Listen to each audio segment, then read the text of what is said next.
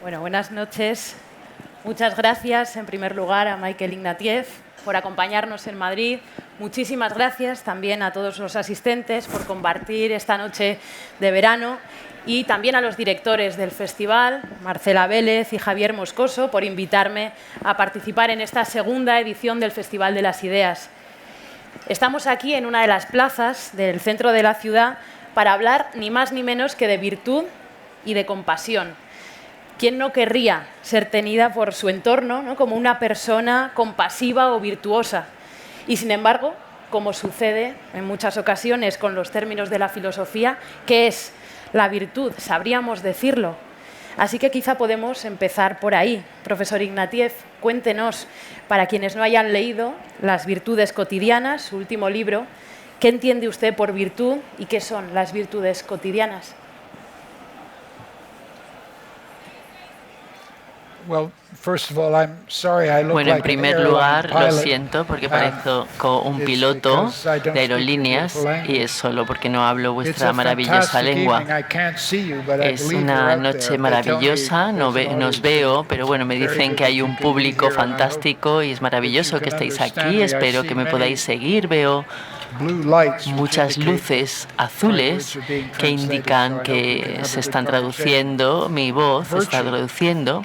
Así que espero que podamos tener una buena conversación. Os tengo que confesar, yo soy historiador, no soy filósofo. Carmen es filósofa. Me ha preguntado sobre la virtud. Creo que la virtud es, ¿no?, cuando pensamos en las grandes virtudes, es la valentía, la paciencia, la humildad.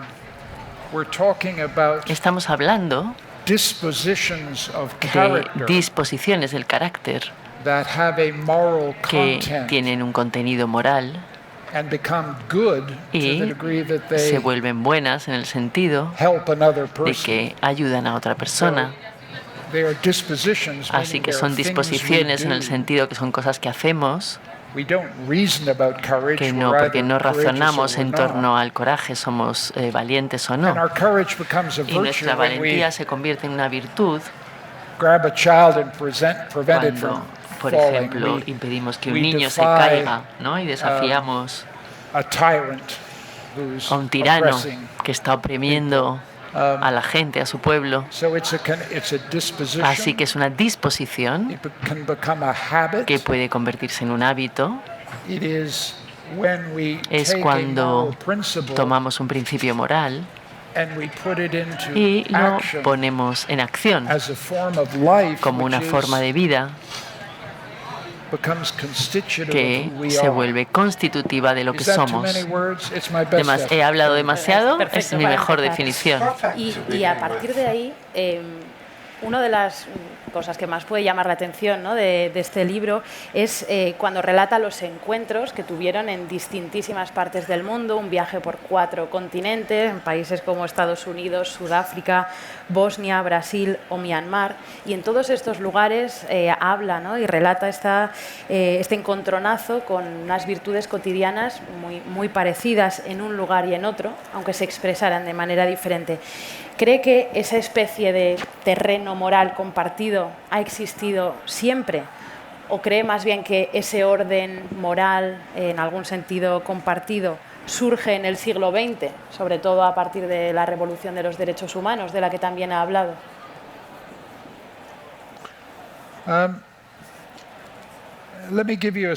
Voy a daros una idea, ¿no?, del libro, porque el libro se llama Virtudes Comunes. Es un libro de viaje, es un libro efectivamente de viaje que me llevó a las favelas de Río de Janeiro, me llevó a las villas miseria de Victoria, en Sudáfrica. Lugares que se suelen describir como lugares de desorden y de caos. En realidad, si vas a una favela en Río, lo que ves muy rápidamente Es un orden muy intricado. Lo ves, pequeños espacios que se limpian milagrosamente. Ves niños y niñas que hacen deberes en ordenadores. Ves un conjunto de ojos que mantienen el orden y buscan la dificultad. No digo que sea la situación en todas las favelas. Algunas favelas están dominadas por el tráfico de drogas y hay violencia, pero las favelas que me mostraron eran una imagen del orden moral y me interesaba cómo el orden moral se reproduce en condiciones extremas. Es algo muy conmovedor cuando vas a una villa miseria fuera de Pretoria, la capital de Sudáfrica, donde no hay agua corriente, no hay electricidad, no hay nada. Y Sudáfrica en el invierno es muy fría. La gente vive realmente en chabolas de cartón y crían a niños y niñas ahí. De alguna manera logran crear un mínimo de espacio defendible y de orden. Y esto es lo que intenté captar por la idea de virtudes corrientes. No quería ser sentimental con respecto a gente muy pobre. No quería ignorar la violencia, no quería ignorar el odio, el recelo, pero sí quería hacer hincapié en las capacidades de crear orden para que sus vidas fueran soportables. Y esto requiere un despliegue constante de virtud. Y la virtud fundamental es la confianza microscópica entre tu vecino que comparte el mismo trozo de cartón y tú no, porque él duerme de un lado y tú del otro y solo un cartón nos separa y no te roba tus cosas la mayor parte de las veces. Y estas formas microscópicas de confianza son un logro humano increíble porque salvan a la gente de la desesperanza total. Son personas con frecuencia en las favelas, pero también en las villas miseria de Sudáfrica que han sido abandonadas vergonzosamente por sus gobiernos y tienen que apañarse consigo mismos. Y esto es lo que intentaba analizar y esto me llevó a Myanmar, a Sudáfrica, me llevó a Estados Unidos, a las comunidades empobrecidas, en Los Ángeles, y me interesa cómo la vida social se reproduce como práctica moral. Voy a dejar de hablar ya mismo, pero bueno, un último ejemplo. No había conocido a Carmen hasta esta misma tarde. Nunca la había conocido antes, por desgracia. No habíamos intercambiado palabras, pero confié en ella.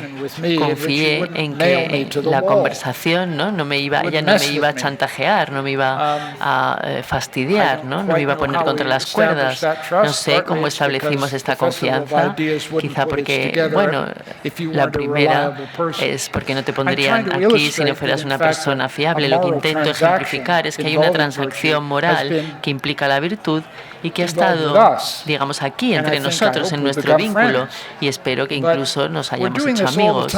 Pero lo hacemos todo el tiempo esto, ¿no? Hacemos que extraños sean compañeros, convertimos adversarios en compañeros, convertimos la adversidad en algo soportable.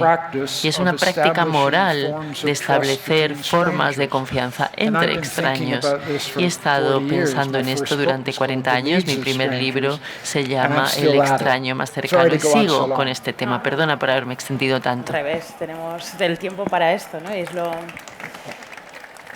Y precisamente como es un trabajo de toda una vida, me quería preguntar también por los opuestos, ¿no? Por los que quizá en el libro aparecen al final y ahora igualmente, ¿no? Mencionaba brevemente qué hay de los vicios cotidianos, ¿no? Podríamos preguntar. La envidia, la avaricia, el odio, la corrupción, la intolerancia, porque sin duda forman también parte del día a día de cualquier comunidad humana y me interesa también que comparta algo sobre esta visión. ¿Qué relación tienen? ¿Cree que están igual de presentes? ¿Cree que también cuál es el papel de las instituciones para potenciar o impulsar las virtudes o más bien los vicios, ¿no? Yo creo que por ahí también sería interesante, si puede decir algo. Yes. Sí. Creo que estos viajes que hice a lugares a veces peligrosos en 2024, 2025, fueron un intento de mi lado de apartarme de mi zona de seguridad de la clase media, porque yo aprendí mis virtudes con padres amorosos en un país llamado Canadá, donde impera el Estado de Derecho, la protección policial, y esto genera una serie de expectativas del Estado, ¿no?, que se supone que el Estado debe cumplir con una serie de funciones. Asistí a una escuela que era muy ordenada, y esto es el marco moral que imagino que mucha gente de aquí comparte, pero no es el marco moral de 2 billones de personas en el mundo, hasta un punto que, bueno, he podido apreciar en un lugar incluso donde Sudáfrica, donde, bueno, es un nuevo experimento de democracia a partir de Mandela, el grado de abandono que existe allí desde el Estado, desde la policía, desde todas las instituciones, me resultó aterrador. Me asustaba al principio estar con ellos, porque pensé, ¿cómo voy a estar a salvo ahí, no? Así que me interesaba, ¿no?, cómo reproducían el orden moral en condiciones de abandono absoluto. Así que, y gran parte de lo que ves es, bueno, muy corrupto, desde luego. Hay vicios, y hay que entender, por ejemplo, las drogas, las bandas ligadas al tráfico de drogas como instituciones que también ofrecen orden, también practican el orden, lo imponen, degradando lo público, intoxicando a la gente joven, esclavizándoles, arruinando su vida, aterrorizando a sus familias, pero es un tipo de orden, y no creo que puedas entender por qué es tan difícil combatir a estas bandas de drogas si no entiendes el servicio social que ofrecen también. Porque todo el mundo, su problema principal es el orden. ¿Quién me va a proteger? Y gran parte de la corrupción, gran parte del vicio, ¿no?, que entra en estas comunidades y en cualquier otra comunidad en realidad sucede porque la gente que tiene armas y tiene drogas llega y dice, te voy a proteger. Te voy a proteger, pero por un precio. El precio es tus hijos, tus hijas. Esto es aterrador, pero hay que entender que no es solo debilidades o mal, no es solo a eso a lo que nos enfrentamos. Nos enfrentamos a una competición sobre quién va a establecer el orden, y el Estado, la policía, tiene que romper el poder de esta gente para, digamos, construir otro orden que permita a la gente escapar de la corrupción y del delito. Estaba haciendo una especie de sociología moral del orden. Y una de las cosas porque me lanzaste esta pregunta, ¿no?, y quería responder, porque me dedico a enseñar derechos humanos, y me preguntaba, ¿no?, estaba por el mundo preguntándome, una vez que sales de las Naciones Unidas, una vez que sales del Estado, una vez que sales del aula, ¿alguien cree en los derechos humanos? ¿Alguien cree, por ejemplo, en una favela, en los derechos humanos, o en una villa miseria? Y la respuesta es no, por supuesto. La respuesta más larga, no obstante, es que creen que no son basura, creen que no se les puede abandonar, desechar para siempre. Están convencidos que son gente con agencia, creen que tienen dignidad. Estos son elementos muy importantes, son virtudes, una sensación de orgullo.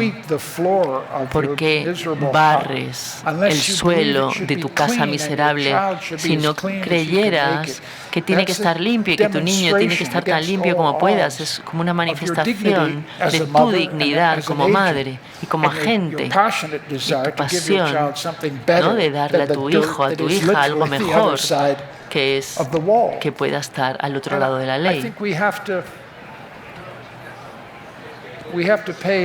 Tenemos que rendir homenaje al esfuerzo increíble que hace la gente muy empobrecida para mantener una dignidad fundamental en su vida.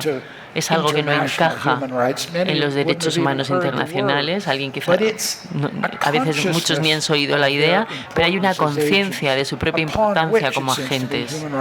Y los derechos humanos de alguna manera se construyen sobre esto, sobre este núcleo. Y además, quizá como complemento, también podríamos pensar, ¿no?, en esos vicios por los que le preguntaba, en nuestro mundo, ¿no?, también en el mundo de los ricos, y que sí está, ¿no?, bien asentado y tenemos un Estado de Derecho, y sin embargo los vicios cotidianos de los que hablamos no son en absoluto ajenos, ¿no?, quizá como complemento. Quería preguntarle, porque ya que ha mencionado, ¿no?, esa dedicación y ese punto con los derechos humanos, hay una tensión, que yo creo que queda clara en el libro, entre una perspectiva moral universalista de los derechos humanos y una perspectiva moral como la de las virtudes cotidianas, ¿no? Una ética, por un lado, cosmopolita, otros han hablado, ¿no?, de la consideración, que pondría en juego una especie de virtudes excepcionales, precisamente porque nos hace sacar la cabeza de nuestro propio grupo, ¿no? Nos hace pensar en el bien o actuar por el bien de los desconocidos, aunque no formen parte de nuestro grupo cercano, familia, amigos, conocidos. Sin embargo, si lo he entendido, la postura de las virtudes cotidianas lo que defiende es que nuestro sentido de especie es más bien débil, ¿no?, y que la perspectiva moral mayoritaria se centra ahí, en esas virtudes cotidianas, en los humanos concretos a los que les vemos la cara, ¿no? Desde ahí, si la primera pregunta que nos hacemos cuando vemos a una persona es un conciudadano o es un extranjero, y se entiende que las demandas de los propios, de los ciudadanos, son más importantes desde esta perspectiva que las de los extranjeros, ¿no le parece que ese esquema encaja demasiado bien con el repliegue nacionalista, tanto en lo económico como en lo identitario, que vemos hoy y que en muchas ocasiones tiene tintes claramente xenófobos? ¿Hacia dónde señalaría, si es que cree que hay alguna esperanza por ahí?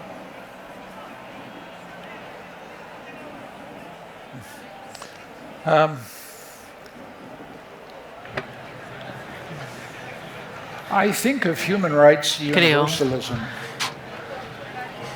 en los derechos humanos y el universalismo como un experimento de pensamiento encarnado en el derecho internacional. Y eso es que responde a una pregunta simple: ¿cuál es el mínimo de las cosas que tienen que tener los seres humanos para tener algún tipo de vida? ¿Cuáles son las garantías institucionales, llamadas derechos, que deben tener para ser agentes, para poder reclamar al Estado, para poder reclamar a las otras y otros? ¿Qué es lo mínimo básico? No pienso en los derechos humanos como la lista de todo lo bonito que deberíamos tener. Yo pienso en algo mucho más mínimo, básico, el núcleo, un universalismo esencial de cosas que cualquier ser humano en cualquier situación tiene que tener. Y en Gaza, los seres humanos se les está negando todos estos derechos, todos y cada uno. Así que podemos, ¿no?, ver la pantalla de televisión y ver qué es que se te niegue todo: la seguridad existencial, el alimento, el agua, hecho y no tener ningún derecho, no tener ningún estado, verte desposeído. No son la única población humana que está en esta situación, pero es una población a la que vemos que esto le sucede cada día. Y necesitamos, ¿no? Yo creo que se hizo este ejercicio de pensamiento para recordar que todos y todas somos derechos humanos, pero lo que me sorprende tanto cuando enseño estas cosas es que miro al aula de estudiantes internacionales modernos y nunca veo 50 seres humanos. Veo 14 mujeres, 12 hombres, 2 personas son negras, 7 son blancas, algunas quizá son gays, pero no lo tengo claro. Pero lo que veo es la diferencia humana, en cualquier caso. Y la diferencia es fundamental a la constitución de nuestra identidad. No es algo secundario, es primario. Eres mujer, yo soy hombre. Hay un montón de diferencias. Tienes una edad, yo tengo otra. Y si te consideraras solo como un ejemplo femenino de la especie humana, sería algo reductivo. Todo lo que te importa es lo que te hace específica, una individua única. Y todas y todos pensamos esto. Así que los derechos humanos siempre de alguna manera chocan con la posibilidad inicial de lo particular. Es un experimento de pensamiento que dice, no olvidéis lo universal porque está ahí, por debajo de lo particular, pero lo particular es el motor. Y no tengo problemas con el hecho de que los españoles digan, ¿no? Pongan primero a los españoles o los canadienses pongan a los canadienses primero. Las cuestiones, hay muchas cuestiones problemáticas porque, digamos, ignoramos el sufrimiento de otros, ¿no? Priorizamos, digamos, las reclamaciones de los nuestros y negamos las de los otros. Y a veces esto es terrible. Pero bueno, me parece que al mismo tiempo es natural. Me parece que algo que siempre hemos hecho, en parte porque tenemos que priorizar. Charles Dickens, ¿no? Probablemente sabéis esto, tenía un personaje famoso en sus libros que se llamaba la señora Jellyby. La señora Jellyby era una mujer que siempre tenía una mirada que miraba muy lejos, nunca miraba a sus niños, siempre miraba a África y los niños en África. Y sus propios hijos estaban abandonados porque dedicó toda su vida a una sociedad benéfica que ayudaba a los niños africanos. Y es una sátira dolorosa, una sátira ambivalente. No digo que Dickens esté equivocado, pero pone su dedo en algo que tiene que ver con la vida moral, que es que sí tiene sentido para nosotros priorizar a los nuestros. No alguien que abandona a sus propios hijos, a su propia familia, no está ejerciendo la virtud, se está implicando en una forma extraña de malentendido sobre las prioridades necesarias de la vida. Hago todo lo que puedo en favor del nacionalismo moral, pero el nacionalismo moral está produciendo monstruos. Estamos viendo cómo la gente se naufraga en el Mediterráneo porque no podemos tratarles como seres humanos. Así que no quiero respaldar el nacionalismo moral cuando digo que es natural, pero es un hecho. Y no servirá que digamos España no debería poner a los españoles primero, Canadá no debería poner a los canadienses primero, porque siempre lo vamos a hacer. Veo que estás de acuerdo. Sí. Para eso estamos también en el Festival de las Ideas. Sí, parece muy problemático, aunque entiendo el punto que señala. Creo que efectivamente el hecho, ¿no? Y es parte de lo que creo que tenemos por delante como tarea y está, puede ser quizá un motivo de conversación también, ¿no?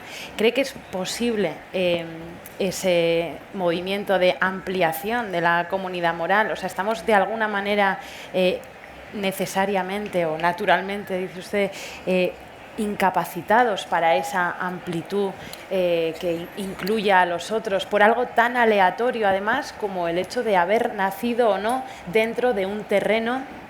Y más allá, vayamos, no solo por el hecho de haber nacido aquí en Europa o hacerlo en el norte de África, sino de hacerlo sin dinero, porque claro, ahí el problema del que estamos hablando es fundamentalmente el de los migrantes pobres, y a los 2.400 muertos solo del año pasado en las aguas del Mediterráneo o el genocidio en Gaza, lo que nos recuerda es que estamos hablando de muchísima gente de la que menos vale, y en parte es porque no pueden saltar y unirse al cosmopolitismo al que sí pueden otros en honor a su riqueza, de manera que me parece problemático en muchos sentidos, pero quizá por ahí...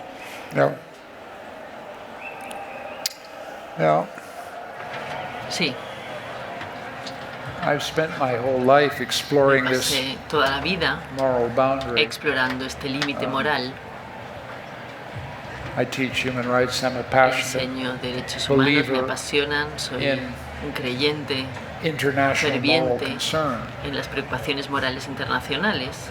But I'm also a believer in international moral responsibility. Creo en la responsabilidad moral internacional. I think agents, states, creo que los estados, las naciones tienen una responsabilidad de cuidar de su gente. Es importante que se ocupen de estas responsabilidades. Cuando no pueden, la comunidad internacional tiene la obligación de intervenir. Pero hay que asignar responsabilidad moral de manera precisa, adjudicarla. Y a veces caminamos y parece un reflejo imperial.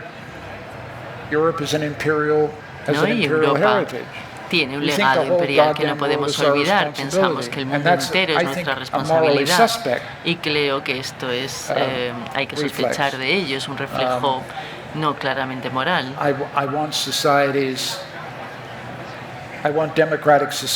Quiero que las sociedades demócratas en África se hagan responsables de sus propios niños y niñas.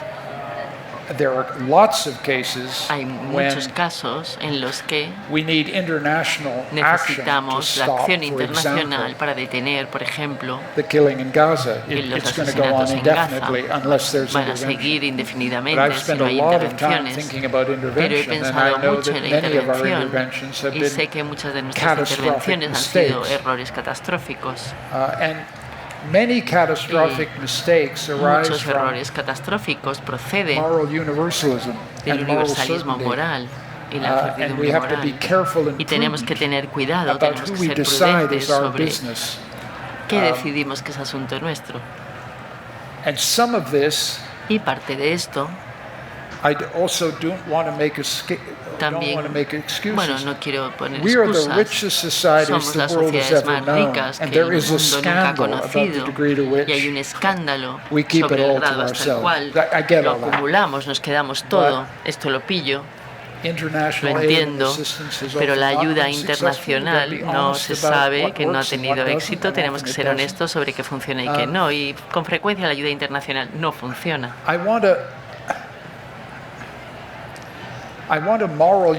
Quiero un universalismo moral que sea disciplinado, que sea claro, que sepa cuándo hay que decir sí y cuándo hay que decir no, y sobre todo que deje de hacer, ¿no?, señales, mucho bla bla bla bla, no hacer como lenguaje de signos sobre la solidaridad, pero en realidad no cambia nada en absoluto.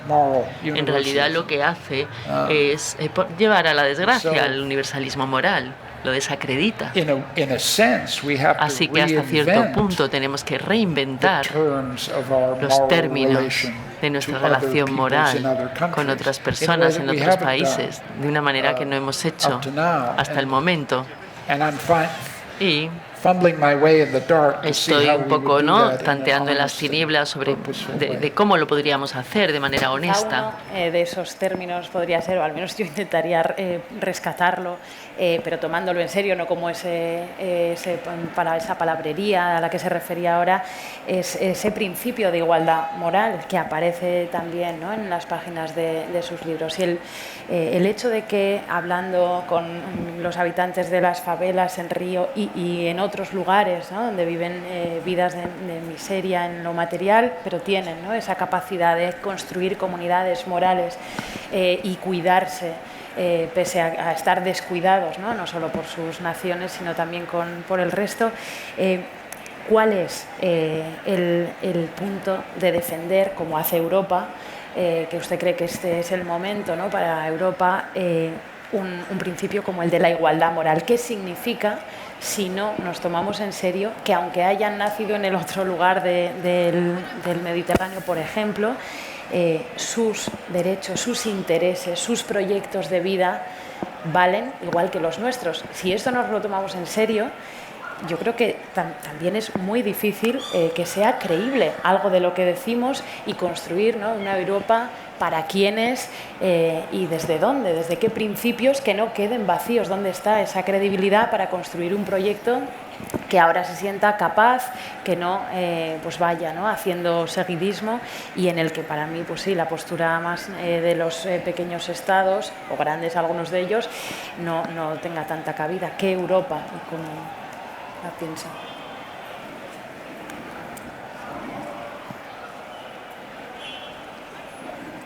El problema es que tenemos una igualdad moral que no es más que palabrería, porque en realidad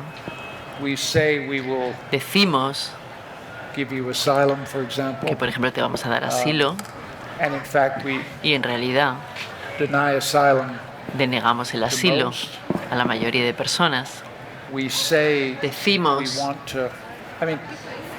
quiero decir, lo que busco es un realismo moral.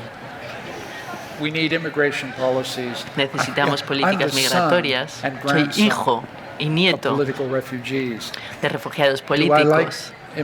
¿Me gusta la inmigración? Por supuesto que sí, porque toda mi familia pudo empezar de nuevo en Canadá. Pero el realismo moral supone tener, digamos, un flujo de migración disciplinada, clara, pero que tiene sus límites. Puedes decir, cualquier persona en el mundo es un igual moral, pero esto no te diseña una política migratoria.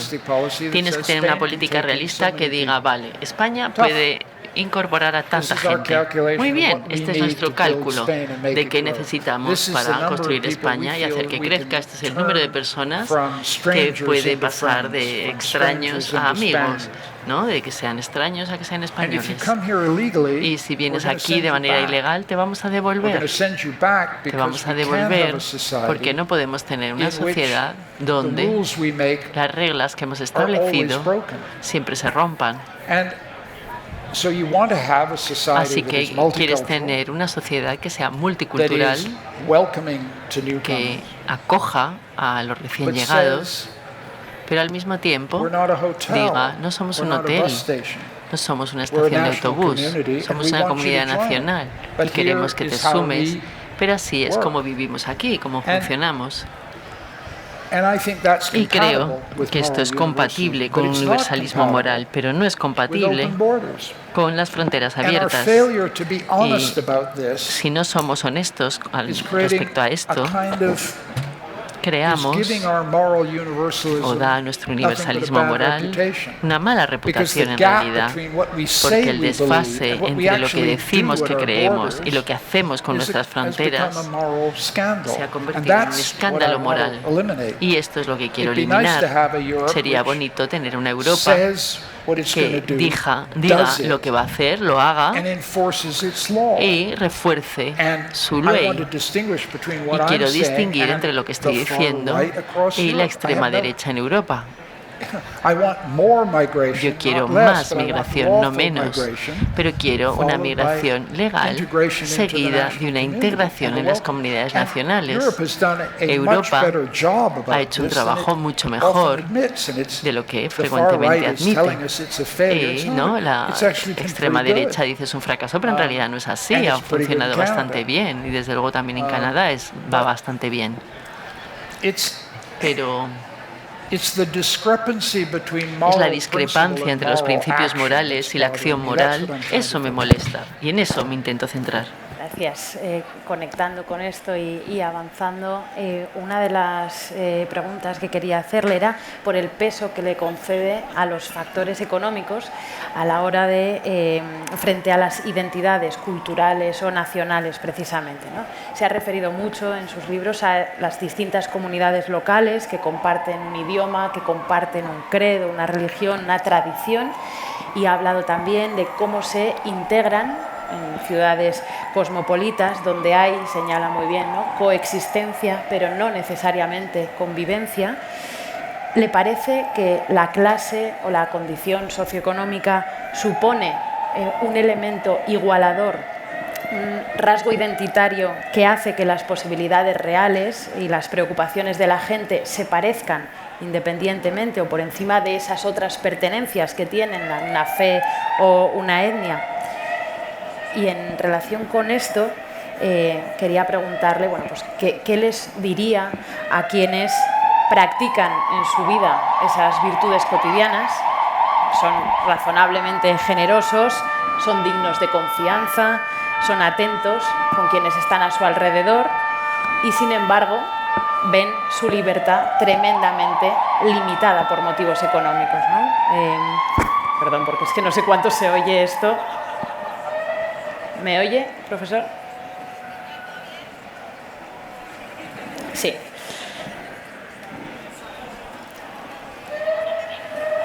¿Ahora sí? En relación con esto, decía, ¿cuánto, ¿no? ¿Qué podemos decir a quienes practican esas virtudes cotidianas y tienen esa claridad y, sin embargo, ven su libertad pues, muy limitada por motivos económicos? Los dos elementos, si puede decir algo sobre ellos y luego añado las otras.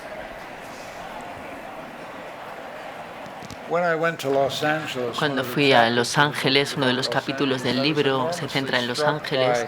Me conmocionó absolutamente de nuevo el contraste entre, ¿no?, esta idea, que lo que dice Los Ángeles de sí mismo, ¿no?, en particular en la clase media blanca, que son multiculturales, y la segregación geográfica extrema y la segregación de clase de Los Ángeles en barrios de clase media blanca, barrios de clase media negra, barrios hispanos. De nuevo, hay una especie hay una brecha entre lo que pensamos que somos, ¿no?, una sociedad abierta, urbana, multicultural, y la realidad de una segregación residencial muy clara. Y esto está construido, evidentemente, esta segregación, sobre la desventaja económica. Soy liberal, me gusta el capitalismo, me gusta la sociedad capitalista y estoy muy comprometido con la igualdad moral y legal en nuestras sociedades. Siempre me sorprende la brecha entre lo que decimos que somos y lo que en verdad somos, y la poca interacción que existe entre, ¿no?, las comunidades cristianas y musulmanes, entre las comunidades negras y blancas. Hay muchísima segmentación, mucha fragmentación. Parte de ella está bien, ¿no? La gente tiene que vivir como quiera vivir y donde quiera vivir, pero genera un desfase entre lo que pensamos que somos y lo que somos, y tenemos que cerrar esto un poquito para que dejemos de contarnos cuentos de hadas morales. Esto es un poco lo que me preocupa. Y por otro lado, lo que podemos ver, también por pensarlo, lo decía antes, ¿no? Está bien que demos ejemplos. Y pensaba ahora, escuchándole, cuando viajamos en el metro de Madrid, por ejemplo, o en el caso de Estados Unidos, ¿no? Vamos en Greyhound, en la compañía de autobuses, la coincidencia que hay ahí efectivamente entre los usuarios en algunos de estos lugares, ¿no? de distintas formas de transporte público, efectivamente hay una confluencia de personas que creen en dioses distintos, que practican, que van vestidos de maneras distintas, cuyas vidas, si empezamos la mañana a las 6:30, 7 de la mañana en el Pozo, en la zona de Entrevías, y nos desplazamos al centro de Madrid o incluso al norte de Madrid para hacer trabajos precarios, esa hora y media de desplazamiento, hay en muchas de esas vidas, pese a que sean migrantes que vienen de Colombia o del norte de África y tengan sus respectivas credos y concepciones del bien, hay muchos otros elementos que son compartidos y también esas limitaciones. Creo que hay algo en ese perfil también socioeconómico que les iguala, que nos iguala mucho más, ¿no? Y que quizá también es un elemento al que apelar, ¿no? Comunitario, para saltar o mirar a veces más allá del propio grupo, ¿no? De los propios iguales. En un momento de su libro dice que una de las cosas, en las conclusiones, ¿no? Que una de las cosas que encontraron con más claridad era el deseo de orden, al que antes se refería, el deseo de un orden moral en el sentido de que hubiese algo que permitiese un marco de expectativas, ¿no? Por así decir, que permitiese a los ciudadanos en cualquier parte del mundo pensar que su vida tiene sentido.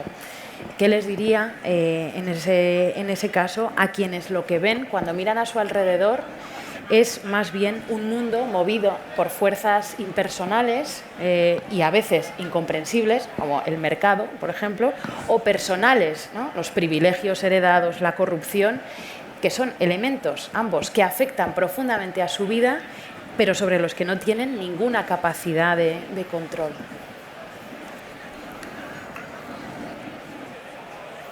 Well, that is. Look, we all feel. Mira, I'm a todos, middle class person. no, porque yo soy una persona de clase media, próspera, tenía una vida afortunada, estoy seguro que tú también, ¿no? But we all feel buffeted. Pero todos, And at the mercy of ¿no? Nos sentimos a merced de fuerzas mayores que nosotros. Estamos en medio de una contrarrevolución de extrema derecha que está barriendo el orden en el que yo crecí como joven. En otras palabras, el relato histórico de nuestro progreso, ¿no? De una inclusión cada vez mayor, una igualdad moral cada vez mayor, esto en lo que yo por lo menos me he criado, ahora mismo está en peligro. El gran relato que daba sentido a mi vida se está desmoronando. Bien, también se desmoronó para la generación de mis padres. Crecieron en los siglos XX y de pronto se vieron enfrentándose a Mussolini, Franco, Hitler. El mundo estaba polarizado. Así que tenemos que aceptar la lucha por crear o por dar sentido a nuestras vidas cuando los metarrelatos empiezan a desmoronarse. Y en este punto las virtudes corrientes cobran un valor. Si analizamos nuestras vidas, estamos todo el tiempo intentando crear formas de orden que hagan nuestra vida soportable y que le den sentido. ¿No? Estás criando dos criaturas, este es el centro de tu vida. Esto es muy importante para ti porque debes serlo sin duda. Quieres ser una buena madre porque quieres tener dos hijas estupendas. Este es un proyecto de vida, te da sentido a tu vida. Tu vida no tendría el mismo sentido si no tuvieras este propósito. Yo tuve hijos de la misma manera. El drama es que lo que tiene sentido empieza a encogerse, a reducirse, ¿no? Queda reducida a nuestras familias, nuestras vidas personales, y a veces se vuelve como, ¿no?, una parodia de las historias que empecé contando, ¿no? Estás barriendo un pequeño trocito de cartón para que esté limpio, porque el sentido que puedes dar aspectos de tu vida se ha reducido absolutamente a un lugar pequeñito, diminuto, aterrador. Y muchas de nosotras estamos en esta situación ahora. Los grandes relatos están en problemas, así que nos hemos retrotraído para dar sentido no a este ejercicio de las virtudes corrientes en la vida cotidiana, pero esto genera una laguna, porque necesitamos lo extraordinario, necesitamos tener la idea de que el mundo no se va a derrumbar. Tenemos la necesidad de que España continúe como proyecto nacional, que Estados Unidos no trague a mi país, todas estas cosas. Quiero hacer hincapié en esto, en que nuestras vidas dependen de dar sentido de la gran historia y de la pequeña historia. Si solo tienes la pequeña historia, no compensa el derrumbe de la gran historia. Creo que en ese camino, en esa pérdida, ¿no?, de espacio, esa reclusión de la vida que podemos entender, más o menos controlar o manejar o intentar cuidar, hay algo también que revisar en la idea, ¿no?, fuerte del individualismo, que nos llevaría quizá demasiado lejos, ¿no? Pero que hay algo ahí que recuperar posiblemente en espacios comunitarios o espacios compartidos también con otros, ¿no?, que también pueden impulsarse desde las instituciones, pero este también quizá podría ser uno de ellos. Ha mencionado también el franquismo en un momento dado, y la verdad es que al pensar en lugares con heridas abiertas como España, donde todavía hoy pues hay más de 4.000 fosas comunes llenas de víctimas del franquismo sin identificar, donde los desaparecidos ascienden a más de 114.000, ¿qué elementos cree que deben darse para poder hablar de reconciliación y perdón, como los que usted describe? Aquí, más bien, el movimiento memorialista ha hablado siempre de verdad, justicia y reparación. Hay que recordar que Franco murió matando a través del garrote vil en 1974, con fusilamiento, pelotones de fusilamiento en septiembre del año 75. Como historiador, ¿qué consecuencias cree que tiene para una democracia joven el hecho de no haber afrontado los horrores, ¿no?, de la dictadura militar? O, por decirlo sintéticamente, ¿cómo podemos hablar de reconciliación y de perdón cuando no se ha permitido hablar siquiera de memoria?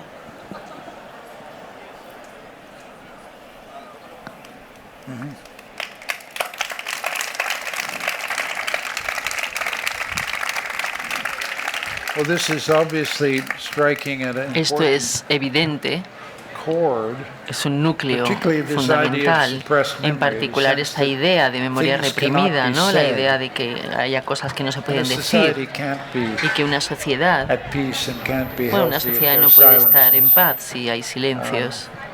Pero de la misma manera es muy importante no instrumentalizar la memoria en búsqueda del poder, para vengarse. El objetivo aquí es llegar a la verdad, aunque sea dolorosa. Recuerdo visitar Sudáfrica y ver cómo las comunidades, ¿no?, hacían este proceso de verdad y reconciliación, donde se revelaron hechos brutales, de brutalidad policial contra la comunidad negra, y la gente que estaba ahí lloraba junta. Era un llanto colectivo y de alguna manera eso liberaba de esta experiencia, y todo el mundo tiene que atravesar esto, España también. Lo que me preocupa es utilizar este pasado doloroso para, digamos, conseguir ganar determinadas partidas políticas en el presente, y no tener una política que diga, vale, sí, lleguemos a la verdad, pero luego vamos a dejar de atormentarnos unos a otros. Lo que me preocupa muchísimo, de hecho, es que olvidemos la empresa colectiva, que tenemos que salir siendo capaces de vivir juntos, juntas. Tenemos que poder vivir con gente que tiene un pasado diferente, una memoria diferente. A veces hay que vivir con gente que desciende directamente de los responsables de cosas terribles que han dañado a otra gente y a sí misma. Lleva mucho tiempo. Has dicho que son 50 años y todavía hay cosas que no se han dicho sobre Franco. Pero bueno, esto es porque tenemos a veces una visión infantil. Pensamos que la historia tiene fin, pero la historia no tiene fin. Franco sigue por aquí. Y este es el motivo por el que hay este núcleo que se despierta. Pero ¿cuál es el objetivo aquí? El objetivo no puede ser una puntuación, no puede ser definir grupos políticos en función de, como descendientes criminales del régimen franquista, sino hay que limpiar la casa. Hay que llevar a un lugar donde podamos sentarnos en la misma sala y hablar juntos, juntas. Y lo he visto suceder en Sudáfrica y fue muy doloroso. Pero establecer los hechos hizo posible que aquellos que solían defender el régimen de apartheid darse cuenta que era indefendible. Y esto es una victoria gigantesca, descubrir que algo es indefendible. A Alemania le llevó 50, 60 años admitir que determinadas cosas eran indefendibles y ahora ha construido una cultura no de olvido, pero una cultura de verdad que me parece un logro gigantesco en Europa. Y espero que España pueda descubrir la valentía para establecer esta cultura de la verdad en la sociedad. Y bueno, a menos que penséis que estoy dando lecciones, porque Canadá está pero en realidad tenemos el mismo problema con las poblaciones aborígenes. Tienen una historia diferente que la mía y es doloroso escucharla, que un canadiense originario me cuente su historia nacional. Por momentos no quiero escuchar ese relato, quiero que, cuando nos dicen ¿por qué no reconocéis nuestra historia? Y un poco esta es la cuestión, un reconocimiento mutuo del dolor, un reconocimiento mutuo de las historias incompatibles, con el objetivo de construir un futuro juntos, en lugar de estar atrapados en la cárcel del pasado para siempre. Yo creo que esto es lo que hay que evitar, que una sociedad quede encadenada a un pasado del que no puede escapar. Gracias. Por ahí hay también mucho por lo que tendríamos que seguir, podríamos seguir charlando, pero vamos a ir terminando, de manera que quiero preguntarle finalmente en relación a otro de los libros precisamente, el de En busca de consuelo, se titula en castellano, y ahí explora distintas maneras de qué es esto de ser consolado y hallar consuelo, y recorre doctrinas de la consolación desde la hebrea, la cristiana, la estoica, incluso la del progreso. Querría preguntarle por qué afirma en un momento que el consuelo es lo opuesto a la resignación. Precisamente yo diría que hay quienes se alejan de esta idea de consuelo o de la esperanza, que usted dice que es constitutiva del consuelo, precisamente porque podría llamar al conformismo, a asumir las cosas tal y como son, tratar de vivir lo mejor posible ahí, en un mundo atravesado con una crisis ecológica y social, en un mundo desigual y en guerras. Alguien diría que resignarse y aceptar el statu quo es algo que no nos podemos permitir. ¿Por qué el consuelo del que habla no va por ahí? ¿O es posible acabar con un mensaje de esperanza que no se engañe sobre la realidad? Vale.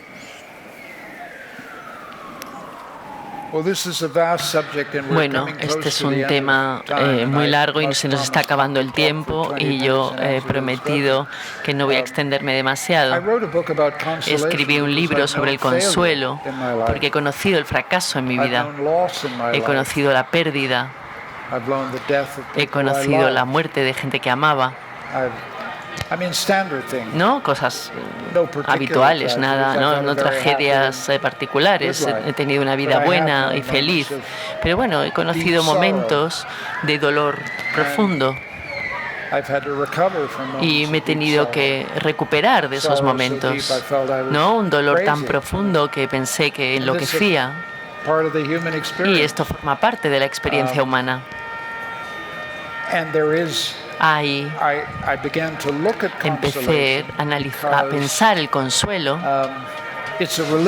porque bueno, es una palabra religiosa, ¿no? Conocí a una persona religiosa. Yo no lo soy, pero nuestras tradiciones tienen una reserva inmensa de sabiduría y aprendizaje sobre cómo afrontar el dolor, la pérdida, y quería recuperar esto porque el secularismo, ¿no?, ha sido una ganancia, nos hemos liberado de la superstición, pero ha habido una pérdida porque hemos perdido la sabiduría profunda de las tradiciones religiosas y quería recuperar eso. En esto consistía el proyecto. No asocio el consuelo con la resignación. Lo pienso diferente. Cuando mi padre murió, cuando mi hermano murió, cuando he sostenido pérdidas, era inconsolable, porque les amaba. Bueno, no es complicado, les amaba y les perdí.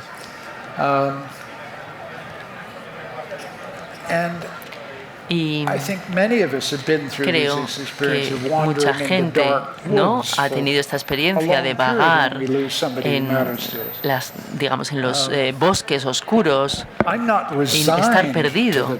No me resigné a la muerte de mi padre, de hermano. Eso ni siquiera empieza a describir la experiencia. Lo que siento ahora es una gratitud gigantesca de que vivieron, de que tuve la suerte de conocerles, de que tuve la suerte de tener el padre que tuve, de que logré reconciliarme con mi hermano antes de que él se muriera.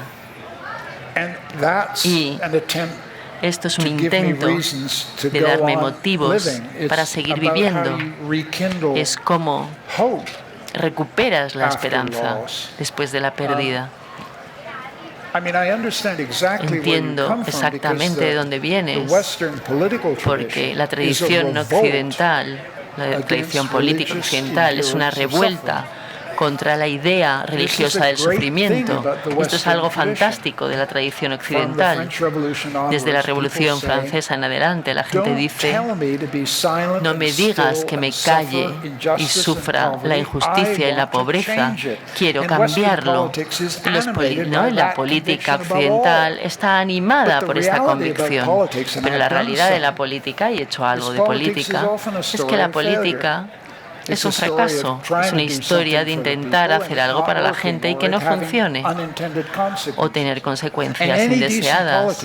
Cualquier política decente tiene que afrontar el fracaso de la política, y si tiene que afrontar el fracaso de la política, entonces tiene que pensar cómo te consuelas, como cuando tus sueños no se hacen realidad. Y esta es la dimensión política del consuelo del que quería hablar. No es solo que nos retiremos y digamos, bueno, me rindo.